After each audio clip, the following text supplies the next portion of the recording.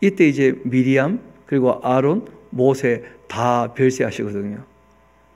그런데 그때도 그리 분위기가 좋지 않았다는 것을 알 수 있습니다. 광야 생활하면서 애굽에서 나왔던 모든 사람들은 다 장례 지내고 세대가 이제 한번 완전히 바뀌게 되었음에도 불구하고 참 이 훈련이라는 게 그리 쉽지 않다는 거예요. 왜냐하면 사람이 완전 새로운 사람으로 바뀌었거든요. 그러니까 또 훈련이 필요한 거예요. 또 20장 이어봅시다. 첫째 달에 이스라엘 자손이 온 회중이 신광야에 이르러 백성이 가데스에 머물더니 미리암이 거기서 죽고 거기 장사되었습니다. 회중이 물이 없으므로 모세와 아론에게 모여들었어요. 옛날 비슷한 일이 한번 있었죠. 그렇죠? 애굽에서 나와서 얼마 안 됐을 때 그때 이제 물로 원망한 적이 있는데 여전히 물이 귀한 거예요. 여전히. 백성이 모세와 다투어 말하되 우리 형제들이 여호와 앞에서 죽을 때 우리도 죽었더라면 참 좋을 뻔했다. 진짜 많이 죽었거든요.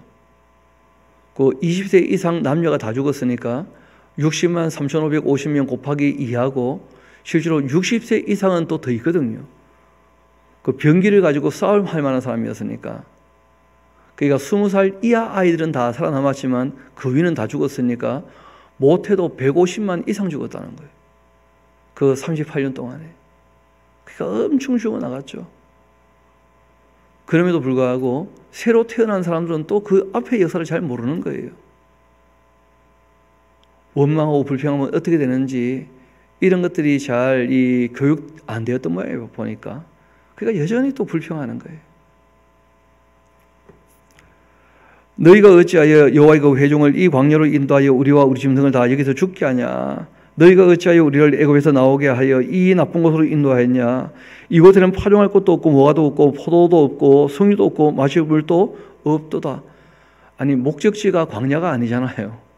목적지는 가나안 땅일 터인데, 그런데 그 광야에서 태어난 아이들은 광야에서 태어나고 자라가지고 광야밖에는 모르는 거예요. 참 하나님께서는 교육하기를 원하시는데 제대로 교육이 좀 안 됐던 모양이죠. 그렇죠? 그래서 광야 생활에 대한 불평만 자꾸 터져 나오는 거예요. 우리가 정말 영원한 하나님 나라를 바라본다면 이 땅에 살아갈 때 힘들고 어렵다고 해서 불평할 필요가 별로 없거든요. 다 지나가는 것인데, 이 광야 생활을 보면서 우리의 삶을 좀 돌이켜보게 돼요. 이어봅시다. 6절. 모세와 아론이 회중 앞을 떠나 회막문에 이르러 엎드리매 여호와의 그 영광이 그들에게 나타나며 여호와께서 모세에게 말씀하여 이르시되 지팡이를 가지고 내 형 아론과 함께 회중을 모으고 그들 그 목전에서 너희는 반석에게 명령하여 물을 내라 하라. 내가 그 반석이 물을 내게 하여 회중과 그들의 그 짐승에게 맺히게 할지니라. 모세가 그 명령대로 여호와 앞에서 지팡이를 잡으니라. 그 모세와 아론이 회중을 그 반석 앞에 모으고는 모세가 그들에게 말합니다. 반역하는 너희여 들어봐라. 우리가 너희를 위하여 이 반석에서 물을 내랴. 이러면 이 말을 크게 실수하신 거죠. 반석에서 물을 내시는 분은 누구십니까?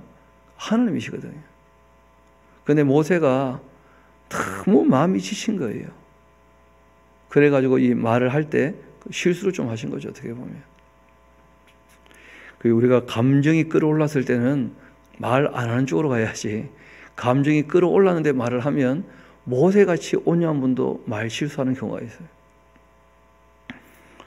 이 말이 실수되니까 이제 행동도 거칠게 나오죠. 모세가 그 손들어 그 지팡이로 반석을 막 2번씩이나 치니까 물은 필요하니까 물은 많이 쏟아 나왔다는 거예요. 필요하기 때문에 공급하시는 거거든요. 회중과 그들의 그 짐승이 마시는데 그때 여호와께서 모세와 아론에게 이런 말씀하십니다. 너희가 왜 나를 믿지 않고 이스라엘 자손의 그 목전에서 나의 거룩함을 나타내지 아니했냐? 그러한 거로 너희는 이 회중을 내가 그들에게 준 땅으로 인도하여 드리지 못할 것이다 하고 말씀하신 거예요. 이스라엘 자손이 여호와와 다투었기 때문에 이를 무리바 그렇게 했고 여호와께서 그들 중에 그 거룩함을 나타내셨습니다. 하나님께서는 필요할 때 공급해 주셔요. 그런데 그 과정 가운데 우리가 실수하지 않도록 주의할 필요가 있습니다. 모세가 이 가데스에서 에돔 왕에게 사신을 보내며 말합니다. 당신의 형제 이스라엘의 그 말에 우리가 당한 모든 고난을 당신도 아시거니와 우리 조상들이 애굽으로 내려갔으므로 우리가 애굽에 그 오래 거주하였더니 애굽인이 우리 조상들과 우리를 학대하였으므로 우리가 여호와께 부르짖었더니 우리 소리를 들으시고 그 천사를 보내사 우리를 애굽에서 인도하여 내셨나이다. 이제 우리가 당신의 그 변방 모퉁이 한 성읍 가데스에 이사오니 청컨대 우리에게 당신의 땅을 지나가게 하소서. 우리가 밭으로나 포도원으로 지나가지 아니하고 우물물도 마시지 아니하고 왕의 큰 길로만 지나가고 당신의 그 지경에서 나가기까지 왼쪽으로나 오른쪽으로나 치우치지 아니하리이다. 그렇게 한다고 하라. 그렇게 했는데 에돔 왕이 대답하죠. 너는 우리 가운데로 지나가지 못하리라. 내가 칼 들고 나아가서 너를 대적할까 하노라. 이스라엘 자손이 이르되 우리가 큰 길로만 지나가겠고 우리나 우리의 짐승이 당신의 그 물을 마시면 그 값을 낼 것이라. 우리가 도보로 지나갈 뿐인즉 아무 일도 없으리이다. 그렇게 하나 그들이 이르되 너는 지나가지 못하리라 하고는 에돔 왕이 많은 백성을 거느리고 나와서 강한 손으로 막습니다. 에돔 왕이 같이 이스라엘이 그 영토로 지나감을 용납하지 아니하므로 이스라엘이 그들에게서 돌이킬 수밖에 없었다는 거예요. 여러분, 이런 것은 이제 지도를 한번 참고해 보시면 도움이 될 텐데 요즘 웬만한 성경에는 다 그런 지도들이 있죠, 그렇죠? 그 이스라엘 백성들이 이제 그 요단강 동쪽에 보면 킹스 하이웨이, 그러니까 왕의 대로라고 해서 그 산 중턱바지에 아주 자연적으로 난 좋은 길이 있습니다. 거기 이제 에돔 땅으로 올라가서 쭉 앞으로 나갈 수 있거든요. 그리고 이제 요단강을 건너게 되면 그 참 좋은 길이고 쉬운 길인데 그 길로 한번 가고 싶어서 에돔 사람들에게 올라가서 부탁을 한 거예요. 우리가 이 길로 한번 가면 좋겠고 우리가 필요한 것들 뭐 물이나 양식을 만약에 우리가 달라고 한다면 뭐 싸워서 빼앗거나 전혀 그렇게 하지 않고 돈을 주고 다 사서 먹고 마실 요량이니까 우리 이 길로 지나가게만 허락해 달라 이렇게 부탁을 했어요. 또 형제 민족 아닙니까? 그런데 그 에돔 사람들이 그 길을 열어주지 않은 거예요. 이런 모세 입장에서는 백성들 좀 쉽게 가게 해주려고 올라왔던 거 아닙니까? 맞습니까? 그리고 이제 그 길을 걷게 하고 싶었는데 그게 안 되어가 쫓겨내려왔거든요. 모세에게는 별로 잘못이 없죠. 왜냐하면 백성들 좀 편히 해주려고 애를 써 빠뜨는 것인데 그 일이 잘못되고 만 것이거든요. 그런데 백성들은 또 그걸 못 견뎌하고 그걸 또 원망하는 거예요. 너무 그렇게 안 하는 것이 좋습니다. 사람들이 그 자족하고 지족하기를 배울 뿐 아니라 딴 사람 때문에 내가 원치 않은 어려움이 닥칠 때가 있다는 거예요.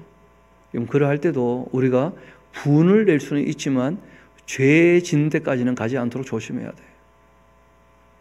돼요. 좀 마음 상할 수 있죠. 근데 그걸 틀어버려야지. 그걸 가지고 또 원망하고 불평하고 그러면서 자기 인생도 망가지는 거예요. 어떻게 보면. 어떻게 되는지 한번 봅시다. 이렇게 이제 올라갔다가 돌아오고 그 길에 이스라엘 자손 온 회중이 가데스를 떠나 호르산에 이르게 되었는데 여호와께서 에돔 땅 변경 호르산에서 모세와 아론에게 말씀하시니라. 이르시되 아론은 그 조상들에게로 돌아가고 내가 이스라엘 자손에게 준 땅에는 들어가지 못하리니 이는 너희가 무리반물에서 내 말을 거역한 까닭이니라.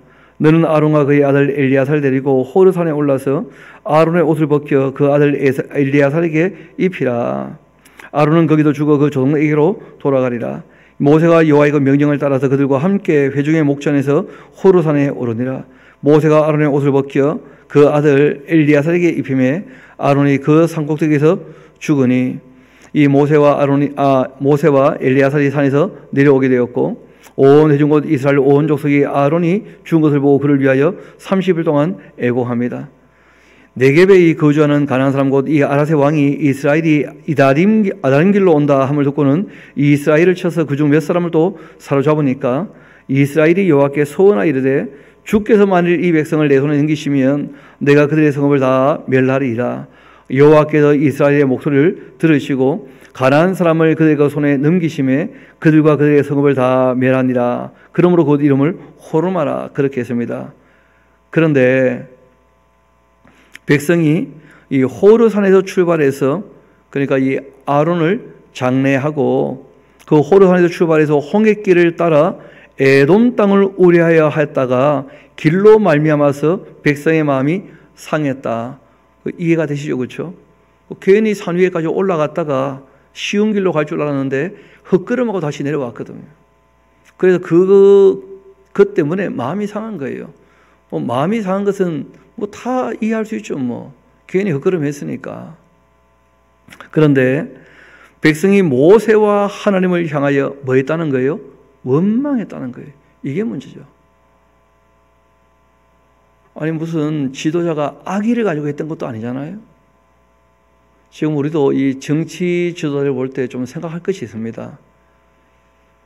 여러분 이번 앞선 정부가 있었잖아요. 그렇죠?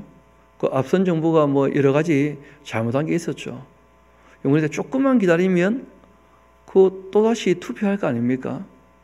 근데 1년을 기다리지 않고 자꾸만 이 사람들이 끌어내리라 해가지고 끌어내렸는데, 끌어내고 난 다음에 일하려고 하니까 똑같이 어떤 일을 당합니까? 똑같이 어려움 당하는 거예요. 그럼 모든 백성을 함께 이끌고 가려면 좀 마음을 넓힐 필요가 있거든요. 정치하는 사람들이. 근데 그런 게 잘 안 되는 것 같아요, 보니까. 그러니까 정부가 바뀔 때마다 다 뭐라고 얘기합니까? 잃어버린 10년, 이런 얘기를 하는 거예요. 앞선 정부를 좀 인정을 해주고, 못한 것은 우리가 잘할 수 있다. 그래서 부족한 게 한다고 애를 썼지만 잘 안 냈으니까 부족한 거 우리가 채워주겠다. 그리고 또 잘못한 게 나왔다면 잘못한 것만 가지고 얘기를 해도 늦지 않거든요. 그 제가 보니까 참 국민들 다 하나가 되기가 어려운 모양이 보니까 정치하는 사람이 자꾸 편가르기 하는 거 아닌가, 그런 마음이 들 정도로 그 좀 생각해 봐야 됩니다. 저는 아예 정치할 마음이 전혀 없는데 정치하는 세계를 보니까 좀 그런 거예요. 너무 그냥 권력을 잡으려고 이전투하고 서로 그냥, 아니 같은 나라를 관리해 보겠다고 하는 사람들끼리 서로 싸우면 어떡합니까? 그건 제가 보기에 좀 너무한 거 아닌가 싶어요. 청문회 볼 때마다, 그리고 또 이 국감할 때마다 너무 서로 그냥 싸우는데 좀 상식적으로 대화를 좀 하고 일을 이끌어 갔으면 좋겠다 하는 그런 마음이 절로 들 정도로. 그 다음에 우리가 이 다윗이란 인물하고 솔로몬이라는 인물을 좀 만나게 될 겁니다. 정치를 하려면 다윗처럼 해요, 다윗처럼. 하나님께서 다윗을 참 좋아하셨어요. 정치인으로서. 정치인의 자질이 꼭 3가지가 꼭 필요합니다. 그게 뭐냐면 성실함이에요, 성실함. 그리고 정의와 공의를 따르는 거예요. 그리고 하나님 앞에서 겸손한 자세를 유지하는 것입니다. 그 3가지가 정치인에게는 꼭 필요해요. 그리고 무엇보다 맡겨진 것들을 끝까지 사랑하는 것이죠. 백성들을. 그러니까 백성들을 사랑하는 마음으로 일을 한다면 참 좋겠는데, 자기 욕심을 채우려고 정치를 하고 있다면 그건 정말 큰 문제죠. 우리가 좀 생각을 해봐야 되는데, 여하튼 이 모세하고 이 이스라엘 백성들하고 참 안 맞는 부분들이 있어요.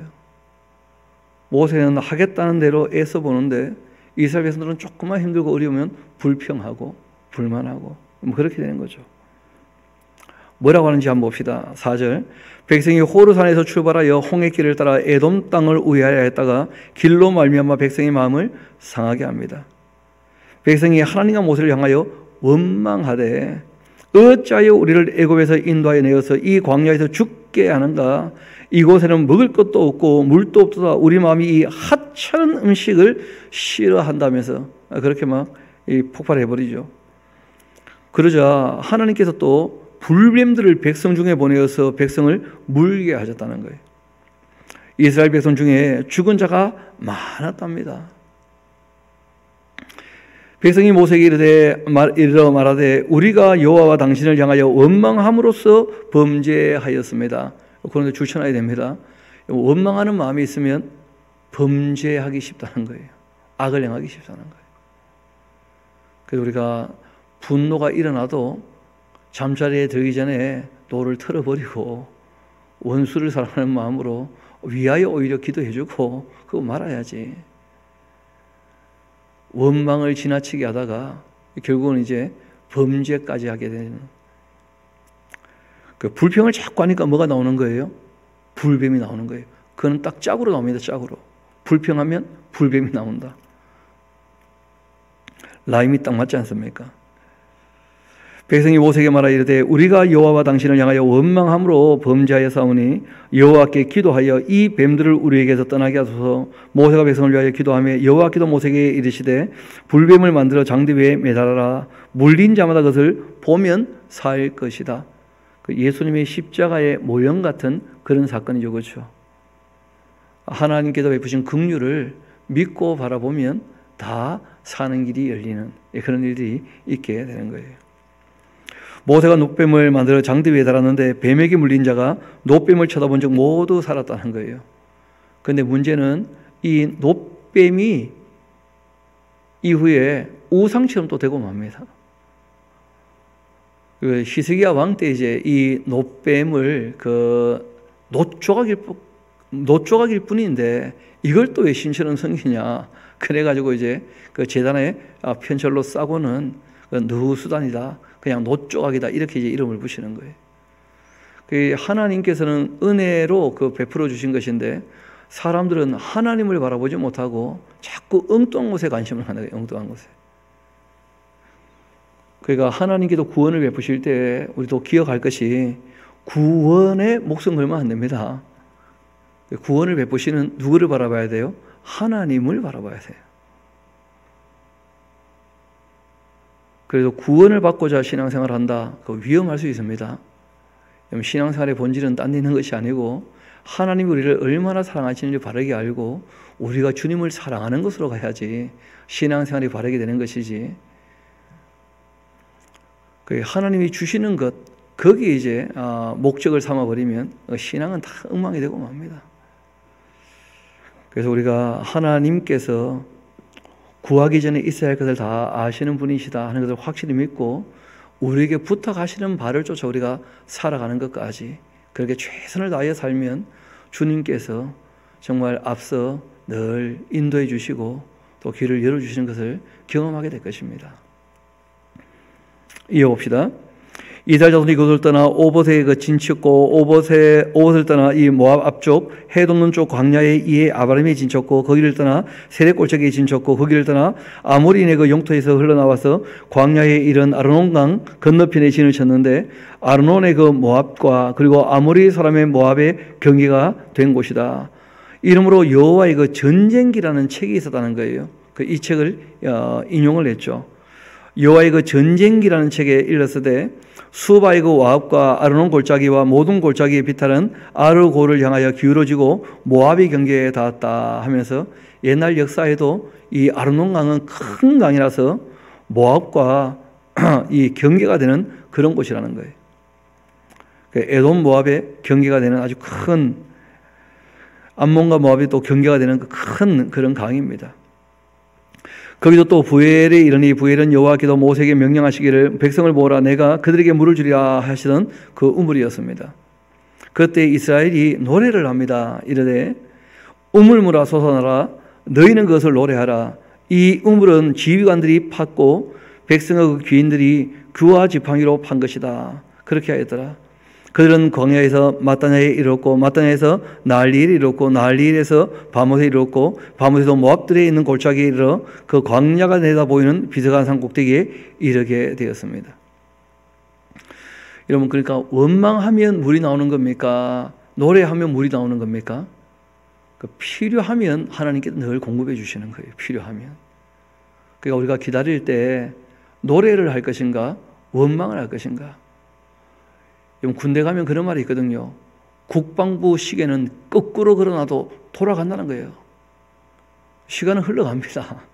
다 누구나 다 하나님의 심판대 앞에 서게 될 거예요. 다행히 우리는 예수님으로 말미암아 정죄함 받지 않겠죠. 그러나 성경은 우리에게 말씀하십니다. 각 사람의 행한 대로 평가는 늘 있다는 거예요. 각 사람이 행한 것에 대한 평가는 누구라도. 그래서 우리가 이 땅 걸어갈 때 정말 그 하나님 앞에 불평 불만 품지 않고 감사하며 걸어가는지 그렇지 않은지 자기를 좀 돌아봐야 될 필요가 있을 것입니다.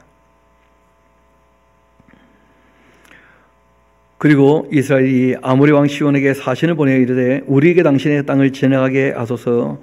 우리가 밭에든지 포도원에든지 들어가지 아니하면 또 우물불도 마시지 아니하고 당신의 그 지경에 다 나가기까지 왕의 큰 길로만 지나가리라. 그렇게 하지만은 그러나 시온이 이스라엘이 자기 영토로 지나감을 용납하지 않고 그 백성을 다 모아서 이스라엘을 치러 광야로 나와서 야스에 이르러 이스라엘을 침으로 이스라엘이 칼날로 그들을 쳐서 무찌르고 그 땅을 아르논에서부터 야복까지 점령하여 암몬 자손에게 미치니 암몬 자손의 그 경계는 견고하더라. 이스라엘이 이같이 그 모든 성읍을 빼앗고 그 아모리인의 모든 성읍 헤스본과 그 모든 촌락에 거주하였으니 헤스본은 아모리 왕 시온의 그 도성이라. 시온이 그 전 모압 왕을 치고 그 모든 땅을 아르논가까지 그 손에서 빼앗았더라. 그러므로 시인이 읊어 이르되, 그러니까 성경을 기록할 때 그 여러 책을 참고했다는 것을 꼭 기억하셔야 됩니다. 그래서 저자는 누구신데요? 성령 하나님이신데 기자는 누구라는 거예요? 사람이라는 사람. 그래서 성령께서 감동하신 내용을 쭉 기록하게 될 때 이런저런 미리 기록된 내용들을 참고하기도 하고 했다 하는 것을 우리가 기억할 필요가 있습니다. 여호와의 전쟁기라는 책도 있고 또 어떤 시인의 글도 인용하기도 했다는 거예요. 너희는 헤스본으로 올지어다. 시온의 성을 세워 견고히 할지어다. 헤스본에서 불이 나오며 시온의 성에서 화염이 나와 모압의 그 알을 삼키며 아르논 높은 곳의 주인을 멸하였도다. 모압아 너가 화를 당하였도다. 그 모스의 백성아 너가 멸망하였도다. 그가 그 아들들을 도망하게 하였고 그 딸들은 그 아모리인의 왕 시온의 포로가 되게 하였도다. 우리가 그들을 쏘아서 헤스본을 디본까지 멸하였고 메드바에 가까운 노바까지 황폐하게 하였도다. 그렇게 했던 이 아모리 사람들, 그 아모리 사람들 대단한 사람들이었다는 거죠. 그런데 그 아모리 왕 시온을 이제 이스라엘이 친 거 아닙니까? 그 이스라엘이 아모리인의 땅에 거주하였더니 모세가 또 사람을 보내어 야세를 정탐하게 하고 그 촌락을 빼앗고 그곳에 있던 아모리인을 다 몰아내게 됩니다.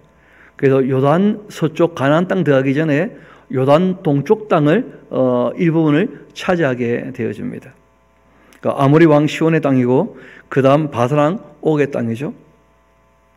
그리 돌이켜 바산길로 올라가며 바사랑 옥이 그 백성을 다 거느리고 나와 그들을 맞아 에드레이에서 싸우려 하는지라. 여호와께서 모세에게 이르시되 그를 두려워하지 말라. 내가 그와 또 그 백성과 그 땅을 너에게 넘기노니 너는 헤스본에 거주하던 그 아모리인의 왕 시온에게 행한 것 같이 그에게도 행할지니라. 이에 그와 또 그의 아들과 그 백성을 다 쳐서 한 사람도 남기지 아니하고 그 땅을 다 점령하게 됩니다. 그래서 이 땅을 다 점령했기 때문에 이 땅에 이제 그 르우벤 지파 그리고 갓 지파, 므낫세 지파의 반이 이제 자기들은 요단강 그 동쪽 가나안 땅 안 들어가고 거기 이제 살겠다 하고 이제 얘기를 해서 나중에 허락받는 그런 일들이 있게 되는 것이죠. 22장은 꽤 큰 이야기로 이제 이루어져 있는데 그 발람이라는 사람 이야기를 하고 있어요. 발람. 그러니까 아모리 왕 시온을 치고 바사랑 옥을 치게 되어지니까 이 모압 왕 이 발락이라는 사람이 충격을 받는 거예요. 우리도 어려움 나가지 않겠는가? 그래가지고 이제 그 당시 세계적으로 아주 유명한 선지자가 있었어요. 발람이라고. 그 발람이라는 사람을 불러와서 이스라엘 백성을 저주하면 그러면 자기들이 좀 유익하지 않겠는가? 그런 마음을 가지고 이제 발람을 부르러 가는 거예요. 문제는 이 발람이라는 사람이 하나님의 그 뜻도 아는데 자기 욕심도 많은 사람이에요. 하나님의 음성을 듣는데 자기 욕심대로 움직이는 사람이에요. 꼭 기억하셔야 됩니다. 그래서 이 사람이 세계적으로 유명하게 될 때에는 또 그만한 영향이 있을 거 아닙니까? 그런데 우리가 잘 아는 대로 사꾼 목자, 돈을 목적으로 일을 한 사람의 대표적인 인물이 누구냐면 바로 이 발람이라는 발람. 그래서 발람은 요한계시록까지 이 사꾼 목자, 이 거짓 선지자의 대명사로 사용되는 사람이에요. 발람. 그래서 민수기의 이 발람 이야기가 3장에 걸쳐 나오니까 꽤 큰 이야기예요. 우리 한번 같이 봅시다. 이스라엘 자손이 또 길을 떠나 모압 평지에 진쳤는데 요단 건너편 곧 이 여리고 맞은편이었더라. 시프의 아들 이 발람이 이스라엘이 아모리인에게 행한 모든 일을 보았으므로 모압이 힘이 들어 있는데 이스라엘 백성이 많음으로 말미암아 모압이 이스라엘 자손 때문에 번민하더라. 미디안 장로들에게 이르되 이제 이 무리가 소가 밭에 그 풀을 뜯어먹은 같이 우리 사방에 있는 것을 다 뜯어먹으리로다. 그렇게 하니 그때 시프의 아들 발락이 모압 왕이었습니다. 그가 사신을 보올의 아들 이 발람의 고향인 강가 그 부돌에 보내어서 발람을 오르게 하여 이르되 보라, 지금 한 민족이 애굽에서 나왔는데 그들이 그 지면에 덮여서 우리 맞은편에 거주하였고, 그리고 또 우리보다 강하니 청컨대 와서 나를 위하여 이 백성을 저주하라. 내가 곧 그들을 쳐서 이겨서 이 땅에서 몰아내리라. 그대가 복을 비는 자는 복받고 저주하는 자는 저주를 받을 줄을 내가 알미라. 여러분, 이 글로만 보면 이게 좀 실감이 잘 안 나는데, 여기 얘기하는 강가라고 하는 것이 어디냐면 유브라데스 강가를 얘기하는 거예요. 유브라데스 그 강가에 선지자들이 사는 그 마을이 있어요. 무당들이 사는 마을이. 그 귀신들에게 선지자 노릇을 하면 그 무당이지 않겠습니까? 그렇죠? 그런 이제 동네가 있는데 거기에 이제 큰 인물이 있었어요. 그 말 그대로 뭐 영역이 대단한 사람이 어떻게 보면. 그래서 얼마나 소문이 났는지 그 유브라데 강가에 있는 사람인데 이 모압까지도 그 소문이 나서 그 사람을 지금 데리러 보낸 거예요. 왕의 사람들을. 이어봅시다. 7절. 모압 장로들과 또 미디안 장로들이 손에 이 복채를 가지고서 떠나 발람에게 이르러 발락의 말을 그에게 전하니까 발람이 그에게 이런 말합니다. 이 밤에 여기서 유숙하라. 여호와께서 나에게 이르시는 대로 너에게 대답할 것이다. 그러니까 이미 이 발람이라는 사람은 왜 왔는지 다 아는 거예요. 정세를 다 파악을 하고 이스라엘의 신이 여호와죠. 여호와. 그러니까 이제 여호와가 무엇을 원하고 바라는지 내가 한번 알아보마 하는 식으로 얘기를 한 거죠. 이어봅시다. 여호와께서 내게 이르시는 대로 너에게 대답하리라. 모압 귀족들이 발람에게 유숙하니라. 이 하나님이 발람에게 임하여 이르시되 말씀하시되 너와 함께 있는 이 사람들은 누구냐? 발람이 하나님께 아뢰되 모압 왕 십볼의 아들 발락이 내게 보낸 자들입니다. 이르기를 보라, 애굽에서 나온 민족이 지면에 덮였으니 이제 와서 나를 위하여 그들을 저주하라. 내가 혹 그들을 쳐서 몰아낼 수 있으리라. 그렇게 하나이다. 하나님이 발람에게 이르시되 너는 그들과 함께 가지도 말고 그 백성을 저주도 말라. 그들은 복을 받은 자들이니라. 잘 아시는 것처럼 하나님께서 이스라엘 백성을 통하여 세우신 계획이 있잖아요. 제사장 나라로 삼으셔서 주변 모든 나라들이 하나님께 돌아오게 하는, 그리고 또 가나안에 있는 이 죄악이 관영한 사람들을 진멸하는 하나님께서 이스라엘 백성들에게 맡기신 사명이 있다는 거예요. 그래서 발람에게 내 계획이 있으니까 절대 따라가지도 말고 저주도 하지 말고 알았지? 하고 이제 한 말씀 하신 겁니다. 이어봅시다. 발람이 아침에 일찍 일어나 그 발락의 귀족들에게 이르되 너희는 너희의 땅으로 돌아가라. 여호와께도 내가 너희와 함께 가기를 허락하지 아니하신다. 모압 귀족들이 일어나 발락이로 와서 전하되 발람이 우리와 함께 오기를 거절합디다. 여러분, 이 거리가 3개월쯤 됩니다. 그런데 뭐 바로 이어보니까 옆집 갔다 왔던 것처럼 보이죠. 실제로는 그 모압 땅에서 이 유브라데 강까지 그 길이 한 3개월은 가야 되는 거예요. 빨리 가도 한 달 이상 걸립니다. 이어봅시다. 발락이 다시 그들보다 더 높은 고관들을 더 많이 보냅니다. 그들이 발람에게로 나아가서 그에게 이르되 십볼의 아들 발락의 그 말씀에 청컨대 아무것에도 끄러기지 말고 내게로 오라. 내가 그들을 높여 크게 존귀하게 하고 또 그대가 내게 말하는 것은 무엇이든지 시행하리니 청컨대 와서 나를 위하여 이 백성을 저주하라. 그렇게 하시더이다. 발람이 발락이 신하들에게 대화 이르되 발락이 그 집에 가득한 은금을 내게 줄지라도 내가 능히 여호와 내 하나님 말씀을 어겨 덜 나거나 더하지 못하겠노라. 그러니까 이분이 하나님 어떤 분인지를 알고 있어요. 하나님의 성품을. 하나님은 하나님께서 스스로 계획하신 것을 바꾸십니까? 바꾸지 않으십니까? 바꾸지 않으셔요. 하나님은. 그런데 이 사람 대답이 웃기죠. 그런즉 이제 너희도 이 밤에 여기 유숙하라. 여호와께서 내게 무슨 말씀을 그 줄쳐놓으세요. 더 하실는지 이걸 알아보겠다는 거예요. 하나님께서 하신 말씀 다 하셨거든요. 내가 이스라엘 백성들에게 계획을 갖고 있으니까 절대 따라가서 저주하지 마라. 하나님께서 명확히 말씀하셨어요. 그게 뭘 더합니까? 더하기는. 이 사람이 왜 하나님 말씀이 더해지기를 원하느냐 하면 욕심 때문에 욕심. 그래서 성경이 우리에게 끊임없이 얘기하는 게 뭐냐면 하나님 말씀에 뭘 더하지도 말고 뭘 빼지도 말라 그렇게 부탁하셔요. 가감하지 말라는 거예요. 우리가 성경을 읽다가 뭘 자꾸 보태려고 하는 경향이 있습니다. 욕심 때문에. 그 내용을 쭉 읽어보면 충분히 의미가 이해가 될 텐데, 근데 계속 읽어보지 않고 한두 줄 읽고는 자꾸 뭘 더해주기를 바라는 거예요. 그러다가 착각에 빠지고 그 자기 욕심대로 해석해버리고, 그러면 발람하고 거의 비슷하게 되고 맙니다. 정말 조심해야 돼요. 기록된 말씀이 전부입니다. 그 하신 말씀을 잘 알아듣고 그 말씀대로 살아야 되는 것이지. 이 발람이라는 사람 다시 한번 봅시다. 내게 무슨 말씀을 더하실는지 알아보겠다. 밤에 하나님이 발람에게 임하여 이르시되 그 사람들이 너를 부르러 왔거든 일어나 함께 가라. 이것 때문에 또 오해가 일어나는 거예요. 분위기는 이런 겁니다. 그렇게 가고 싶으면 가라. 이 사람아. 가라는 겁니까? 가지 말라는 겁니까? 가지 말라는 거죠. 그리 가고 싶나? 가라 가. 지금 그런 분위기예요. 그런 분위기. 그러나 내가 너에게 일러준 말만 준행해라 하면서 발람이 아침에 일어나서 자기 나귀의 그 안장을 지우고 모압 공안들과 함께 가는 거예요. 그가 감으로 말미암아 하나님이 진노하셨다는 거예요. 그가 가기를 원하신 겁니까? 안 가기를 원하신 겁니까? 당연히 안 가기를 원하신 거죠. 그러니까 진짜 가니까 진노하신 거예요. 하나님께서. 여호와의 사자가 그를 막으려고 길에 섰는데 발람은 자기 나귀를 탔고 그 두 종은 그와 함께 있습니다. 나귀가 여호와의 그 사자가 칼 빼어서 손에 들고 길에 선 것을 보고는 길에서 벗어나 밭으로 들어간지라. 발람이 나귀를 그 길로 돌이키려고 채찍질했는데 여호와의 그 사자는 포도원 사이 좁은 길에 섰고 좌우에는 담이 있었습니다.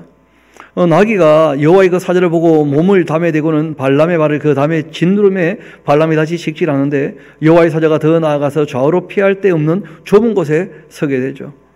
나귀가 여호와의 그 사자를 보고 발람 밑에 엎드리니 발람이 노하여 자기 집 방향으로 나귀를 때립니다. 여호와께서 나귀의 입을 열게 하셨어요.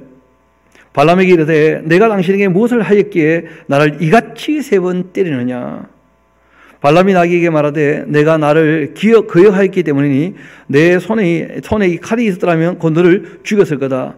나귀가 발람에게 이르되 나는 당신이 오늘까지 당신의 일생 동안 탄 나귀가 아니냐. 내가 언제 당신에게 이같이 하는 버릇이 있었느냐. 그가 말하되 없었느니라. 그때 여호와께서 발람의 눈을 밝히십니다.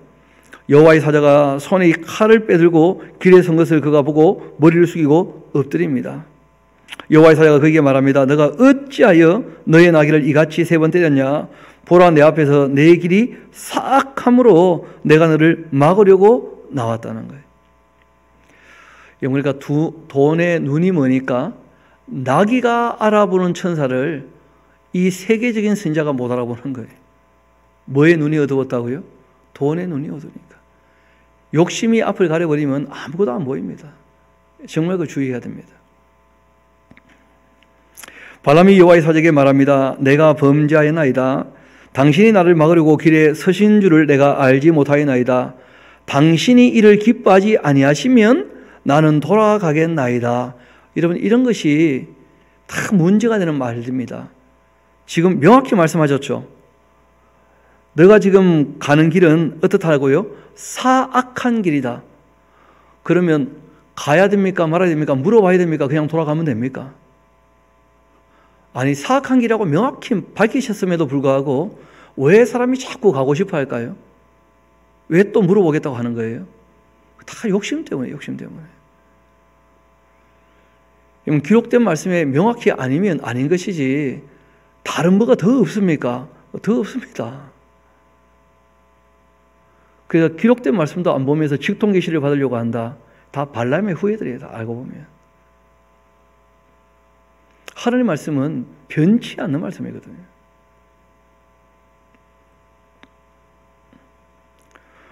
발람이 기뻐하지 아니하시면 나는 돌아가겠나이다. 이 말은 너무 가고 싶은데 그런 걸 필요하거든요.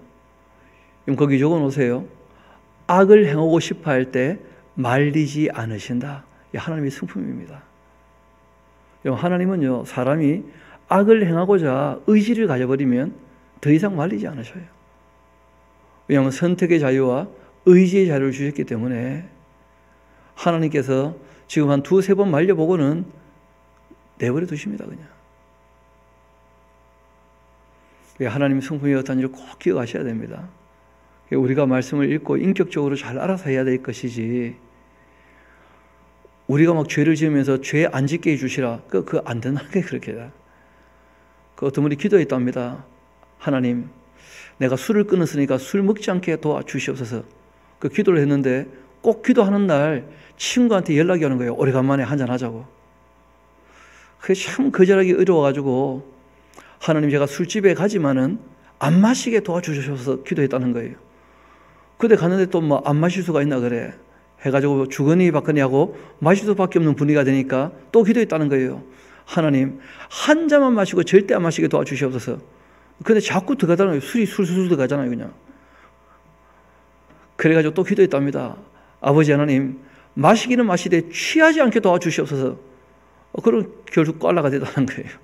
그 다음날 새벽에 기도했답니다. 왜 내 기도에 응답을 안 하십니까? 하면서. 그 일고의 가치가 없는 내용이죠. 여러분, 하나님께서 사람을 인격적으로 대하신다는 걸 꼭 기억하셔야 돼요. 이 발람이 굳이 가려고 하니까 안 말리십니다. 자기가 알아서 돌아갔어야지. 그래, 사악한 길이라는데, 아니, 사악한 길인데 가야 됩니까? 말아야 됩니까? 그 물어본다는 것 자체가 우습잖아요. 그렇지 않습니까? 뻔히 아닌데 뭘 물어보기는. 그쯤 되면 하나님께서 한 말씀 하십니다. 여호와의 사자가 발람에게 이르되 그 사람들과 함께 가라. 내가 너에게 이런 말만 하리라. 발람이 발락의 고관들과 함께 갔다는 거예요. 이 발락이 발람이 온다함을 듣고는 모압의 변경의 끝 아르논가에 있는 성읍까지 가서 그를 영접하고 대단한 인물이었거든요. 발락은 이 발람에게 이르되 내가 특별히 사람을 보내어서 그들을 부르지 아니했냐? 그대가 어찌 내게 오지 아니했냐? 내가 어찌 그들을 높여 존귀하게 하지 못하겠냐? 발락이 이르되 내가 오기는 하였으나 무엇을 말할 능력이 있으리까? 하나님이 내 입에 주시는 말씀 그것을 말할 뿐이니이다. 이 발람이 발락과 동행하여 이 기럇 호솥에 이르러서는 발락이 소와 양을 잡아서 발람과 그와 함께한 고관들을 대접했다는 거예요. 그러니까 발람의 말만 가지고 쏘으면 안 됩니다. 나는 하나님 말씀 전하러 왔습니다. 근데 그 속에는 뭐가 가득 차 있는 거예요? 자기 욕심이. 그런 사람은 하나님 말씀과 함께 뭘 섞어 얘기하느냐 하면 자기 욕심을 섞어서 얘기하게 됩니다. 그래서 참 우리가 이 거짓 선지자들을 대할 때 어려운 것이 옳은 말도 꽤 많이 한다는 거예요. 옳은 말도. 그런데 뭐가 함께 섞이는 거예요? 거짓도 함께 섞여 나오는 거예요. 성경을 가르치는 것처럼 보인다는 거예요. 그런데 거기에 사람의 욕심을 끊임없이 어떻게 합니까? 부추긴다는 거예요. 함께. 그게 옳은 말도 있고 틀린 말도 있으니까 그게 사람들이 헷갈려 하는 거예요. 그래서 제가 보기에는 영원히 변치 않는 이 66권 하나님 말씀을 바르게 알게 된다면 사람들 말에 휘둘리지 않게 될 줄로 믿습니다. 그래서 저도 여러분도 하나님 말씀을 바르게 알아가는데 힘쓰고 애쓰면 좋겠습니다. 기도하시겠습니다.